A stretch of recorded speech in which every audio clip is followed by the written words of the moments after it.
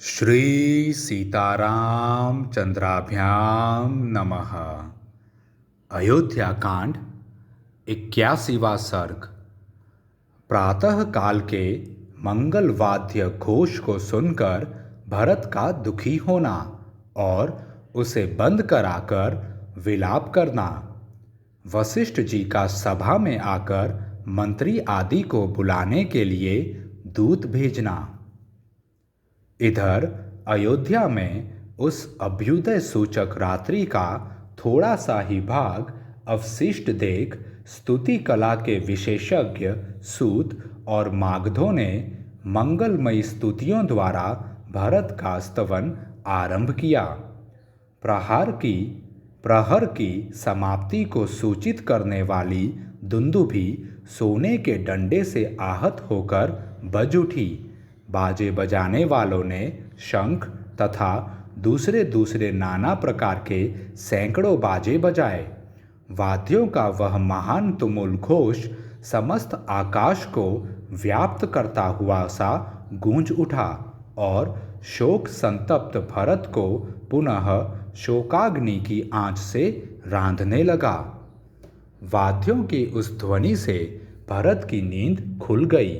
वे जाग उठे और मैं राजा नहीं हूँ ऐसा कहकर उन्होंने उन बाजों का बजाना बंद करा दिया। तत्पश्चात वे शत्रुघ्न से बोले, शत्रुघ्न, देखो तो सही, कैकेयी ने जगत का कितना महान अपकार किया है। महाराज दशरथ मुझ पर बहुत से दुखों का बोझ डालकर स्वर्गलोक को चले गए।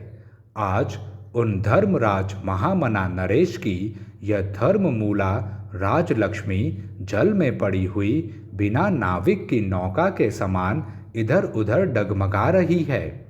जो हम लोगों के सबसे बड़े स्वामी और संरक्षक हैं, उन श्री रघुनाथ जी को भी स्वयं मेरी इस माता ने धर्म को तिलांजलि देकर वन में भेज दिया।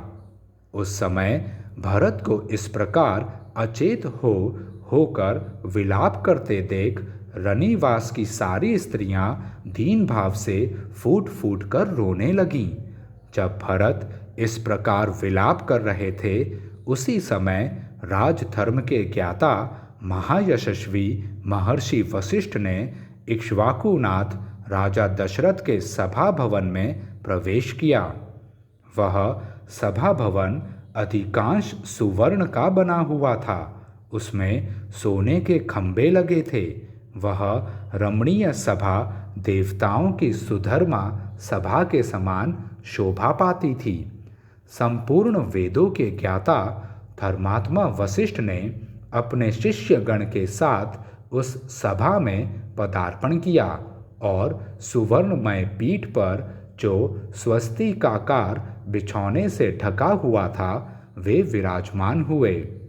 आसन ग्रहण करने के पश्चात उन्होंने दूतों को आज्ञा दी, तुम लोग शांत भाव से जाकर ब्राह्मणों, क्षत्रियों, योद्धाओं, अमात्यों और सेनापतियों को शीघ्र बुला लाओ। अन्य राजकुमारों के साथ यशस्वी भरत और शत्रुघ्न को, मंत्री युधाजित और सुमंत्र को तथा और भी जो हितैषी पुरुष वहाँ हो, उन सब को शीघ्र बुलाओ।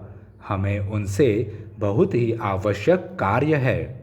तदंतर घोड़े, हाथी और रथों से आने वाले लोगों का महान कोलाहल आरंभ हुआ। तत्पश्चात जैसे देवता इंद्र का अभिनंदन करते हैं, उसी प्रकार समस्त प्रकृतियों ने आते हुए भरत का राजा दशरथ की ही भांति अभिनंदन किया। तिमी नामक महान मत्स्य और जलहस्ती से युक्त स्थिर जल वाले तथा मुक्ता आदि मणियों से युक्त शंख और बालुका वाले समुद्र के जलाशय की भांति वह सभा दशरथ पुत्र भरत से सुशोभित होकर वैसी ही शोभा पाने लगी जैसे पूर्व काल में राजा दशरथ की उपस्थिति से शोभा पाती थी। इस प्रकार श्री वाल्मीकि निर्मित आर्ष रामायण आदि काव्य के अयोध्या कांड में 81वां सर्ग पूरा हुआ। जय श्री राम।